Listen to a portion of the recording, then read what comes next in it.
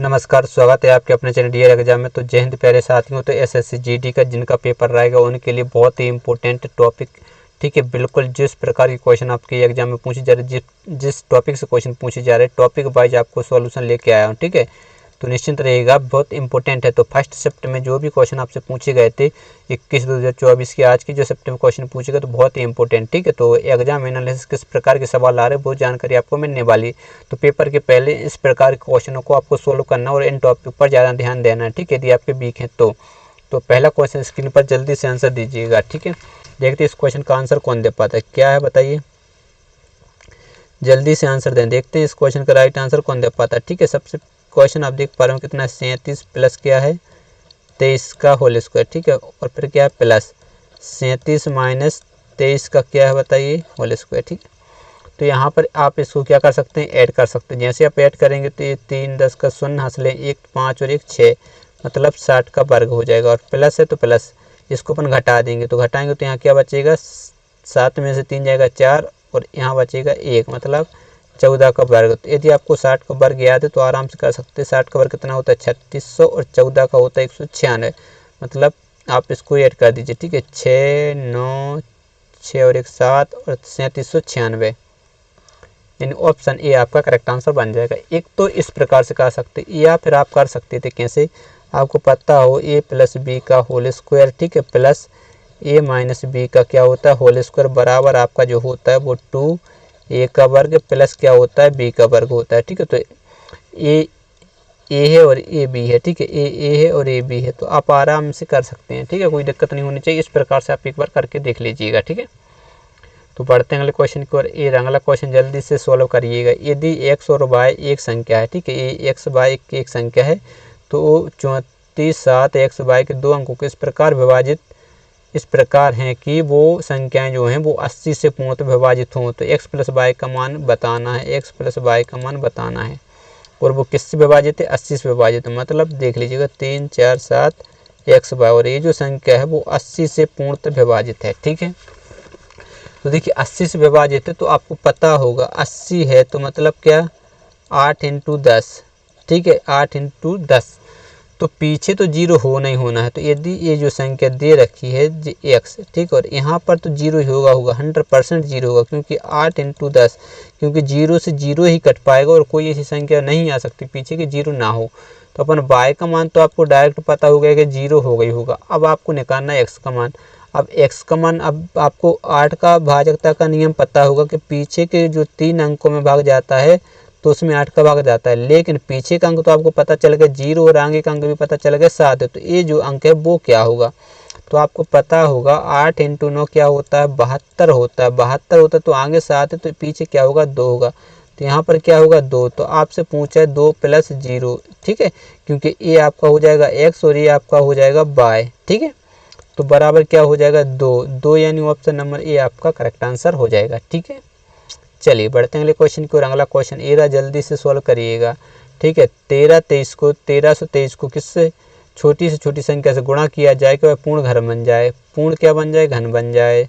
और संख्या क्या है 1323 है, तो आप 3 से दीजिए, ठीक है। 3 चौके कितना होता है 12, 1 बजा 3 चौके 12, 3 एकम 3, फिर से 3 से दीजिए, 3 एकम 3 बचा 1, 3 चौके कितना होता है 12, बचा 3 7 21, फिर से अपन 3 से दे सकते, 3 चौके कितना होता है 12, बचा कितना 2, 3 नाम 27। आप किससे दे सकते 7 से, 7 7 कितना होता है 7 7 49, ठीक है, 7 एकम 7। अब यहाँ पर यदि आपको पता हो तो यहाँ पर कितने 3 3 है कि नहीं, और यहाँ पर कितने हैं बताइए 7 2 हैं, लेकिन अपन को चाहिए कितने 3, क्योंकि घन बनाना तो एक 7 की कमी है तो अपन को 7 से गुणा करना पड़ेगा।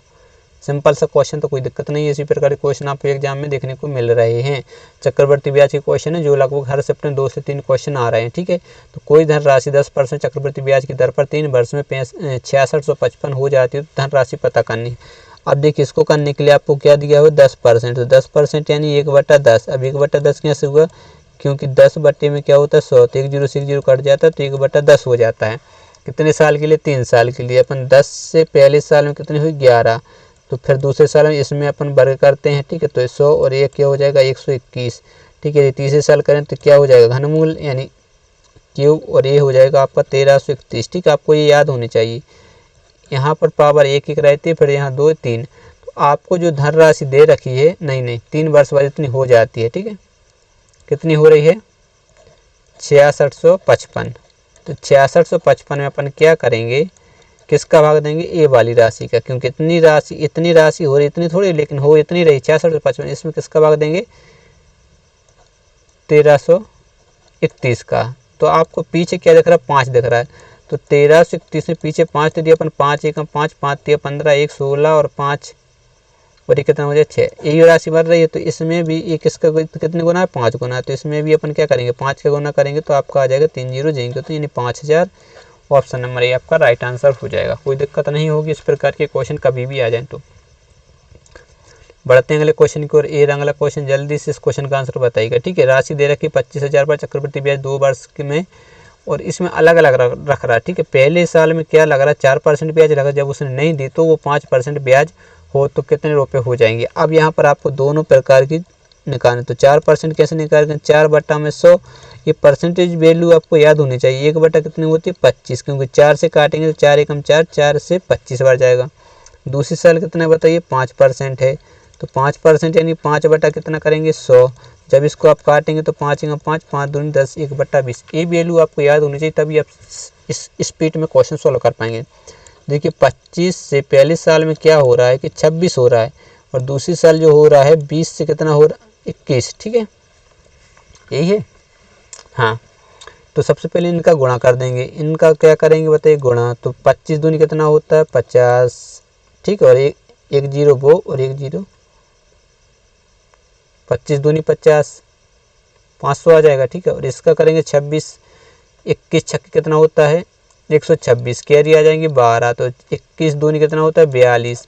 तो इनको अपन जोड़ देंगे। ठीक है, 546। सही जोड़ा? 21 छक्के 126, 6 12, 21 दूनी 42। सही है। तो अब आपको ये क्या है बताइए? ये प्रिंसिपल है और ये क्या है बताइए? अमाउंट है। ठीक है, तो प्रिंसिपल आपको दे रखा कितना बताइए? यहाँ दे रखा है 25,000। 500 नहीं, कितना दे रखा है? 25,000। तो इसको अपन काट दें, 2 जीरो से 2 जीरो, 5 25, कितना आ रहा? 50। कितना आ रहा? 50। तो 50 का गुणा किस में करेंगे बताइए? इसमें अपन कर देंगे 50 का गुणा, मतलब 546 में अपन किसका गुणा करेंगे बताइए? 50 का गुणा। तो 1 जीरो तो आनी। ठीक है, तो 5 छक्का 30, 3 20 3 23, 2 25 और 2 कितना हो जाएगा? 27। 27 300 आपका राइट आंसर हो जाएगा।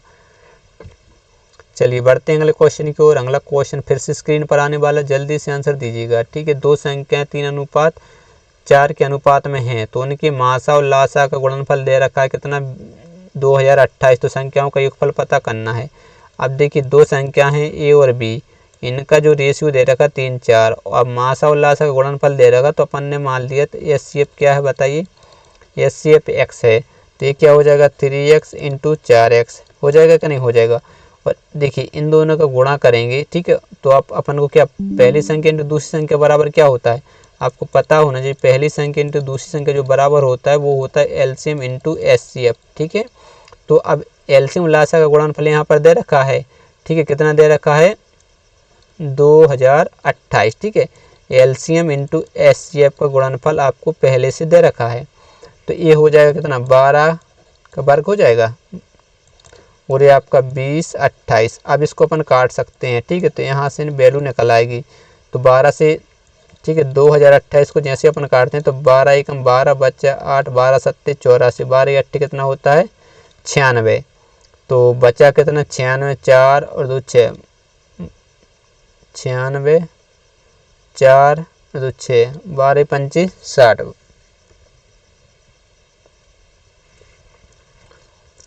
ये कितना है? 28 है। ठीक है, तो देखिए अपन को क्या, देखिए 12 एकम 12, एक बार गया बचा 8, हो गया 42 82, 12 पंचे 60, 12 6 72, बचा कितना? 10, 12 8 12 नम्मा कितना होता है? 108।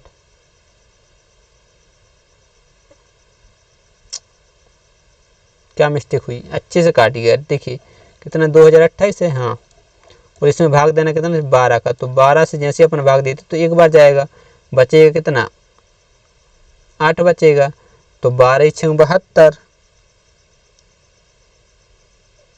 12 छः कितना होता है 72, बचा कितना 10, 12 नम्मा 108, तो x बराबर कितना होगा 169। तो यहाँ से x बराबर क्या आ जाएगा, यदि अपन इसको काटना बैठें तो 13 का वर्ग है, तो ये वर्ग है, ठीक है। तो इससे कैंसिल हो जाएंगे, तो x की वैल्यू निकल आएगी आपकी कितनी 13। और आपसे पूछा क्या है, दोनों संख्याओं का योगफल, योगफल पूछा है, तो 3 में अपन 7 का गुणा कर देंगे, ठीक है, प्लस, और 4 में अपन 7 का गुणा कर देंगे, तो 70 कितना होता है 21, और 7 कितना होता है 28, जोड़ दीजिएगा।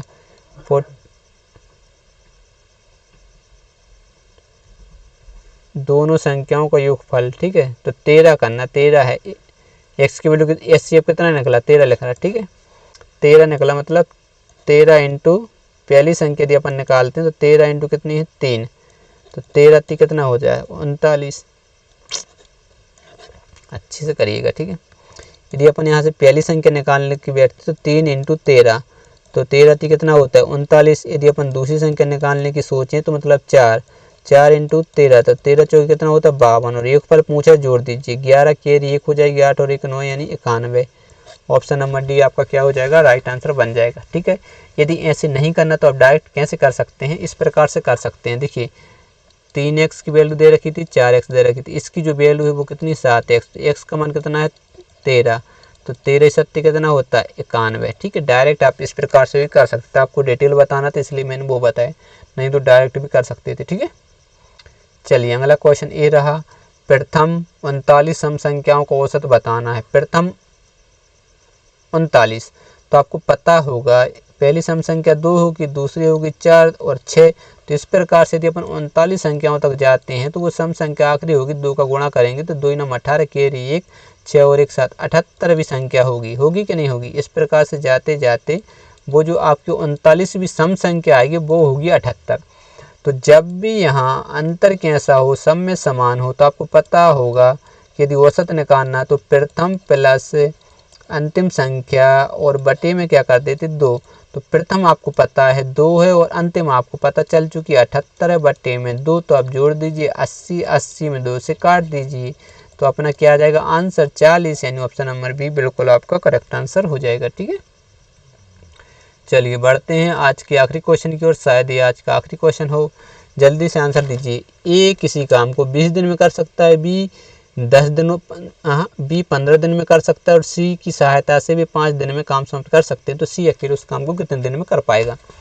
तो देखिए यहाँ पर बात तो हुई है 2, लेकिन अपन तीनों की करेंगे, ए बी और ए प्लस बी प्लस सी। क्यों लिया, क्योंकि ए बी सी मिल के कितने दिन में कर पा रहा है, सी के सहायता यानी ए बी सी तीनों मिल के 5 दिन में कार्य समाप्त करते हैं। ए कर पा रहा है कितने दिन में 20 दिन में, और बी कर पा रहा है कार्य को कितने दिन में 15 दिन में, और ए और सी की सहायता से यानी ए बी सी तीनों मिलकर कार्य करते हैं तो वो 5 दिन में कार्य समाप्त हो जाता है। तो एलसीएम अपन को लेना है इनका एलसीएम, तो एलसीएम कितना आ जाएगा बताइए 60 आ जाएगा।